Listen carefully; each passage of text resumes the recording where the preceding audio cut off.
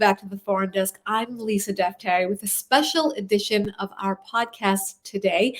For those of you who've been following me for a while now, you know that I began my career by telling the human stories, the stories of the victims of the many, many stories that we hear coming out of the Middle East, of the news that we hear coming out of the Middle East. Who are the victims? What are they going through? How does what we hear on the news affect them and their families and their lives? Particularly focusing on the Middle East and particularly focusing on the country that my parents came from, Iran, when, we've been following, obviously, all of the news that's been going on, especially in the last year since the Masa Amini protests, focusing on the young people who have gone out onto the streets risking their lives, talking about their stories, talking about the victims, putting names with faces, with stories, and talking about all of their experiences. Today, we have the honor of having one of the victims of Iran's regime, who now lives in New York, who is a very successful filmmaker and activist, join us to tell us her story. I want to welcome to the show Azadeh Nikzadeh. She's a writer, a director, a producer, women's rights activist, and she's dedicated to shedding light to all of these different topics that I mentioned, but she does it articulately. She does it through beautiful film.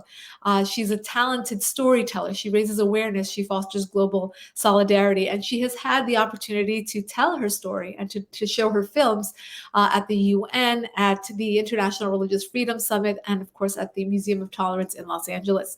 She's drawn to these stories that are centered around social issues and human rights and women's empowerment. And she is the founder of Burnt Generation Studios. Her body of work includes a series of award-winning short films. Some of these I had the pleasure of seeing at the UN. That's where I met Azadeh. They're beautiful. They tell a much bigger story in a very, very short film. And I'll give you just the name of a few of them. The girl sitting here, Vida and X. And she has also had some feature documentaries called Safe Sets, the Left Bank, and The Credible Fear. I like to give these titles out for whoever wants to pursue and watch. And I know that after hearing her story, you will definitely be more drawn and more curious about her work. Welcome to the show, Azadeh. Thank you, Lisa. Thank you for having me and the opportunity to talk to you and to your audience. I obviously met you in New York. We both had films that were shown at the UN on the sideline of the UN General Assembly. Of course, some ugly things going on at the UN, but of course, in our gathering, it was a celebration of women, life, freedom, Zan Zendegi Azadi movement, and in speaking to you afterwards, when we both got home and we kind of had a few weeks to kind of let it all sink in, we had a really nice phone conversation when you were telling me about the different things you're working on. At the very end, you said something so beautiful, and that kind of kept reverberating in my head. And I thought, my God, she has to tell her story to a larger audience, and that's why I'm so glad that you're here today. And I remember you telling me how you grew up in fear. I mean, that really hit home. We're probably around the same age. I don't think people who are in their 30s or 40s should be, so young and to remember such fear, to remember such to be so terrorized, to be, to live with that your whole life. It wasn't just something that was a short period of bullying or whatever it was. It was systematic, as we say here. You told so many little snippets of your childhood and why you grew up in fear, which is why I actually we titled the episode "I Grew Up in Fear," because I want you to tell your story and how you grew up in fear. Why don't you give us just a beginning synopsis of your childhood living in Iran? Yes, I was born after the revolution, and right at the beginning of Iran-Iraq war that lasted 8 years. And at that time it was the time of turmoil in Iran, and unfortunately the regime like the newly established regime in Iran at that time used war to like really establish a systematic terror on everyone, like through like um investigating or scrutiny into the personal life of everyone. So I remember, I grew up as like someone in a household that we were more progressive. My dad had that like more toward leftist ideas, and he had like certain books and that were forbidden, and certain ideas that were like, for example, he was drinking, and that was strongly forbidden. I told you that he had certain books that was kind of, they were forbidden, and he never, he never believed in any religion at all. So far, your parents' transgressions were that your father drank alcohol, Yes. he had progressive books, he watched the news. I think you told me that he used to watch BBC and other Western news outlets, and Yeah. this always led to you being scared. Why? Yes, yes, and also he wouldn't do the prayer, like 5 times prayer that you're supposed to do. Yes, so it was big, and then that was the inside house, our house. And then when I started going to school, the first thing was like, don't tell anyone. Don't tell anyone that, like, for example, your dad is drinking. Don't tell anyone about the books. It's dangerous. And then when I went to school, and of course it happened to me, and I witnessed many times that our teachers would take us to a room and ask questions about like how things are inside our home. For example, they would ask, okay, if you go to a party, does your father drink alcohol? And like most children, they're like very, very honest, and they would say yes, they drink alcohol. And then they usually ask, do they pray? No, they don't. And many times it would lead to arrest.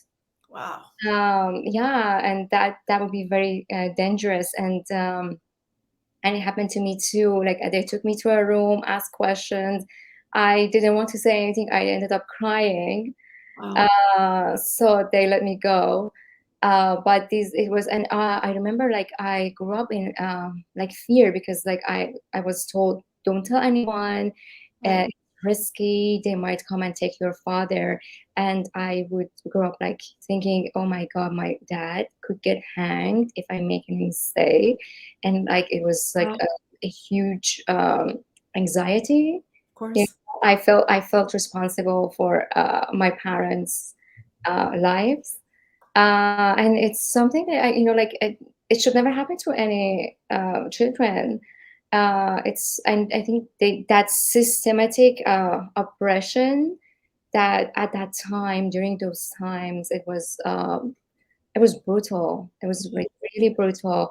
And like and then they were raising a generation of students that wouldn't say anything, wouldn't object. For example, if they show one pen and they say, oh, it's two, you see it and it's obviously one, and it's one, but then you have to say, oh, yes, it's two, Right. because of the fear. And a lot of things at school was just like like all the colors at that time were forbidden.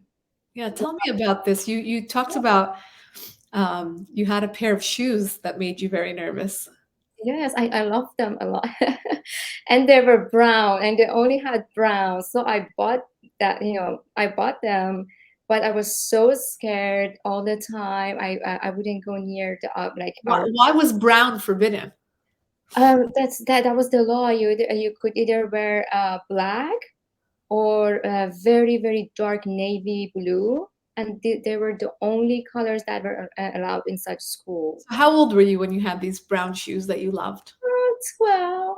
So 12 years old, you get your shoes that you love, and they're brown.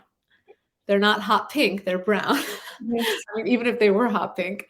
Um, and you live in fear of wearing shoes that you love because of school, the government, the brainwashing, the control. Yes, yes. Our principal for us was like monster, like, because they would come and they were always like, whatever you do or whatever you say, could put you in trouble, and they would come to these classes and search the bags Wow. for any, whatever Western things that you might have. So Uh, at that time, I mean, it's interesting because you're young, right? And this brainwashing starts at such a young age. Did you think my father's wrong for drinking and not believing in God and not praying 5 times a day and not being a devout Muslim and not, not and having, Western ideas and watching the news? Or did you think, I can't believe we are living under this repressive regime? I mean, at what point did you, was it always, was that what your family culture was, that you were brought up thinking outside they're wrong and they're crazy, but this is our government? Or was there any time where you actually thought my family is wrong and what they're teaching us is right and they have to listen to the rules? I mean, what was the inner conflict that you experienced? oh, that's very interesting. Like, I think my love for my father was like deeper than that, so I never questioned my family. And I remember we had like my mom had like photos of Shah and the crown prince, and like I found them somewhere, and I didn't know them. Mm. Would ask about them, and they would tell me about like the story, okay, who they were. And I could see my family, like my mom dressing in like a short skirt, like in Tehran, like very stylish, with my dad. So kind of like new. And then also there was something about like I had access to like Western films. It was one of the things that was smuggled into our house. That's a Oh, very wow. fun story. Like we had a VHS video. I think that's what it's called. So Yes. my parents, they bought it, wrapped in the blankets, where Wow. like no one see us, and they brought that into our home, and we had access to the films. And there was maybe I was 10 that I was able to. A couple of things happened. At 10. I was able to realize that okay, they live a different life. I could see that through the films, and I could tell, okay, maybe I don't have, why I have to live like that. Why others, have a different life. That I think around 10 or 11, that was the age Yes. that I started to realize that. And also, like, I had some memories of war, for example. Like, I remember at the war, like, they were like, at first it's a siren, and then you have to hide. And we were used to hide in a basement. Right. So that's like basically like the first years of your life. Oh yes, it was like I think I was 7, so kind of like that. I don't know, 6 or 7. And for me, like the basement was the safety. And Right. when I was like around 10 or 11, I realized that okay, if there was a bomb really hitting us, I would never survive the basement in the basement. So I was lied to, Mm. and it kind of like was very very like all the whatever my childhood understanding of life shattered at that time, because I knew that I would have been killed. It didn't make me happy. It actually made me very depressed and sad Well, yeah. as a child. Yeah, because I felt like I was lied to. Right. Could understand like the difference. Like there is a life, and I was asking question. Okay, why didn't I? Why I wasn't born, like for example, in Japan or the USA? Why I have to like have a life? And that's a question that I still ask myself. To be honest, like Wow. why I had to go through this, but why it's not for others. It's still like hanging there for It's me. it's still hanging for the current generation also. It's interesting because so much of what you say is parallel to, I didn't grow up in fear by any means. I obviously am the daughter of Iranian immigrants and I grew up and I was born and raised in the United States, but also growing up with parents' stories and seeing pictures of my parents under the Shah's, reign, and thinking, wow, why did it have to be this way? And why did I have to grow up in the United States Not that I would want to live under the regime in Iran, but I would have loved to live under an Iran that is free, because that's my culture, right? So it's funny because I think a lot of people always ask, why is your name Lisa if you're such a proud Iranian? And very similar to yourself, I was born, in that time when, it was after the Iran hostage crisis, and nobody liked, Iranians here in the United States. It wasn't a positive thing to be Iranian. So, what's a popular American name growing up on the East Coast? Lisa. We'll name her Lisa. So that's how I got my name. And this phone nostalgia, not to compare it to all the horrific stories that you're telling. Honestly, growing up in fear is probably the most damaging thing for a child. But I'm also glad, to turn it into a positive thing, how your parents had the foresight to educate you about a world that existed beyond Iran, right? To see these videos, and how much of your life and career was shaped by those videos. At what point did you decide that it was through storytelling, through video, through film, that you wanted to do this activism work, to tell the world the stories that you carry? I think around 17 or 18. It was the time that it was Saddam Hussein. They were like hunting Saddam Hussein in Iraq, and like he imposed war on us, and I grew up hating him. So I kind of like, I wrote a letter to him that I forgive you, like really, I, instead of being happy for his like whatever was happening to him, I felt sad for him, I felt pity for him, and I wrote a letter like kind of like saying, oh, I forgive you. And then I had this French friend that read it and sent it to everyone, and everyone like all his friends, they were moved, and they told me like, oh yeah, we like to help you. And that was the moment that I realized like I needed, I can tell my stories. And I always knew that I don't necessarily wanted to be a writer, but it took me a while to discover that it's through filmmaking. And like I was able to go to a kind of so-called film school in Iran. In my city, I'm from Shiraz, so it's not the capital city. It's a city in southwest of Iran. So at that time, everything was very limited, and we had to make films. And again, in that, like, I was more kind of modern filmmaker, and in Iran, like, filmmaking is such a taboo risk.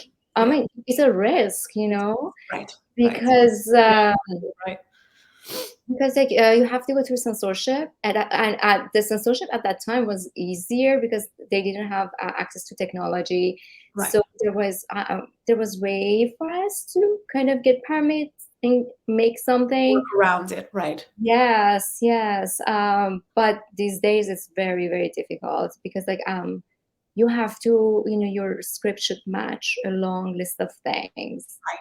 And if it's not if it's something slightly different, they don't let it. Well, from what I've interviewed bands before that were working inside Iran, and from what they have told me, you have to actually submit your script, any cover for. Even I remember at the time I interviewed this very, very popular band, and they had to even give the cover for their CD to be approved, and they had to like revise the cover 3 different times because his shirt was.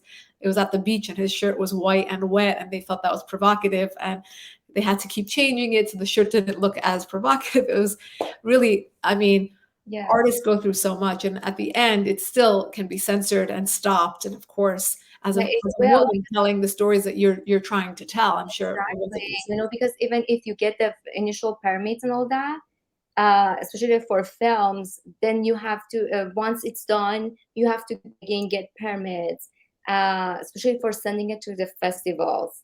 And they can stop you. And recently, it was okay that even without permits, they would send, like Iranian filmmakers, they would send their films to the festivals. But recently, they even charge filmmakers and take away their passports if they do that. Wow. So they basically prevent an Iranian. I want people to understand this.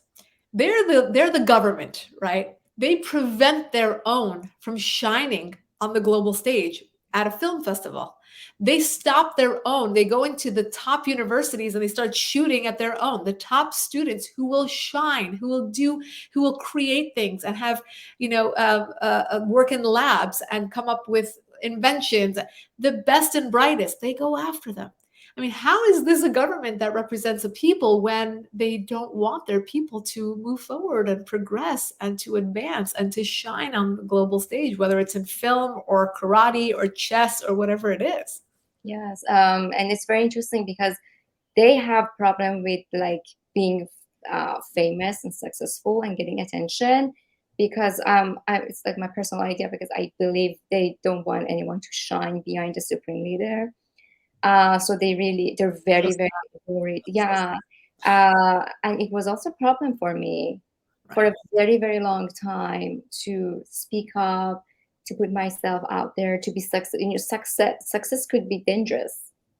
Or I want to talk to you a bit because we have a little bit of time about what's going on in Iran right now.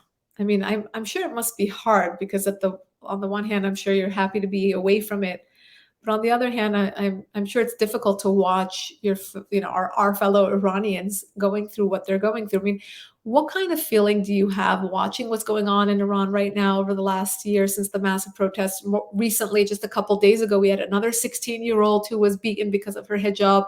I mean, you would think they've learned their lesson, but they've only gotten more emboldened to do more and more of this, to crack down more, to kill more innocent protesters. Um, what's your own personal feeling? And then I want to also ask you, what is it that you think the American audience is missing from the way that you're experiencing and watching what's currently going on in Iran? Yes, that's a very beautiful question. Like I've never been so hopeful about the future and democracy in Iran, because I think it's a movement or kind of revolution that's started and it's at the beginning, and it's like it's an energy like people erupt, and that now it's a turn for the government to push back, and then again they press that so bad again it gonna erupt and it's gonna continue for a few years until like we see success. And it's very important that everyone, especially like as you said, American audiences, they know that the fight is not over. It's happening and it will take time. And what we need to do is just keep that at the center of attention and keep talking about it, and kind of know about the situation in Iran and like holding them responsible. And Right. one thing that I was say like I as an American, like an American citizen can do to help women and like not only women, like the Iranian people in general, is that voting for people that would consider that, that they consider about the situation in Iran and they want to hold the Iranian regime responsible. Right. Uh, Yeah, and we talk about this all the time on the show because it seems when you say something like that, it seems very micro to a lot of American voters who obviously care about the economy and they care about security and they care about, jobs and things like that, which are very important. But what we've done time and time again is to draw the lines as to how many global issues would be solved if we solve the problem of the Iran regime. It's not just the people of Iran. Of course, we were talking about human rights and we all care about human rights. And we should talk about human rights. I mean, where are the women's activists on this issue? Where are the gay activists? Where are the activists who care about freedom of religion, freedom of press, freedom of protest, all of that, all of that. But at the same time, we care about so many other issues. We're looking at the war in Ukraine and Russia. Iran's helping Russia, right? We're looking at global security. We're looking at Iran sending military aid and other Basiji and Hezbollah operatives to places like Venezuela and Brazil and Bolivia. Anyway, my point being, I think to your point, the Iran issue is much bigger than just what we talk about in terms of human rights. It affects everybody. It affects everyone here in the United States, regardless of Iranian background or not. That's why we try, in raising awareness, to talk about connecting all these dots and talking about the responsibility and the tentacles of the Iran regime reaching so far as to reaching the Western Hemisphere and the United States and all of that. Yeah. So I think that's very important. And my last question to you is about your work. I mean, I really encourage everyone to watch Azadeh's film. If you guys live, for those of you who live in Southern California, she actually will be coming. Is it confirmed, Azadeh? Yes. Yes, She will be coming to a Women, Life, Freedom, Zanzandagi Azadi event that I will also be speaking at November 28th in West Hollywood. And she will be showing one of her films there. Her films are so incredibly beautiful. This is promoted by Women's Voices Now, as well as Empower Women Media, two amazing groups that have been really pushing and keeping in the spotlight the plight of Iranian women and sharing it everywhere. But also these films, they're subtle, they're powerful, they're beautifully done. I got to see one that's called, I think, Temporary Marriage. Is that the title? The Girl Sitting Here is Oh, The Girl based Sitting Here is the title. on Okay, Chip's song. Yeah. it's beautiful. Will you be showing that in West Hollywood? Yes. Okay, it's beautiful. I encourage you all to attend. I will share more information about that event on my social and underneath the post for the podcast as well. Azadeh, tell us, briefly about your own, your own personal work in connection with raising awareness about this. I mean, how do you hope from here on out to use your voice, to use your platform, and to use the very unique perspective that you have, both as a victim and a champion? I mean, you are obviously a victim growing up in fear, experiencing this regime firsthand, experiencing, suppression and repression of every kind. It doesn't have to be this specific regime. There are so many different kinds of repression. How do you hope to couple this together as now somebody who is a celebrated filmmaker, using your talent to tell these stories? Yes, I really want to. I'm working on a couple of projects right now because like most of my projects come from real events, real characters, and what I can do both for myself and all the people that like somehow went through this is just to tell the story and rewrite the history for them through my films and give them power and kind of like create heroes. And I have a couple of projects I'm working on that exactly do the same thing. They rewrite the history, and at the same time, they will also, based on real events that are kind of forgotten and censored, and tell this, like, bring that into to the light, and hopefully hold all those, people that committed the crimes responsible for their actions. I think like conscious filmmaking and speaking out is something that I can do to help, not only myself, but everyone else. Yeah. That's beautiful. I actually, as you were saying that, I thought, well, you created from yourself a victim into a heroine, and now you're doing that in your narratives as well. So it's a beautiful journey that you've had, and a beautiful one that you will share with the rest of the world through your films. I thank Shirin Tabor of Empower Women Media for bringing us together, because this has been wonderful. It's been wonderful getting to know you and your story, and I look forward to speaking at that event with you on November 28th. And I thank you for being here. For the rest of you who'd like to see some of Azadeh's work, I will link to her social media platforms. If you'd like to subscribe to our weekly podcast, go to youtube.com/LisaDaftari. If you'd like to subscribe to our daily email, go to foreigndesknews.com and you can sign up there. See you all next week.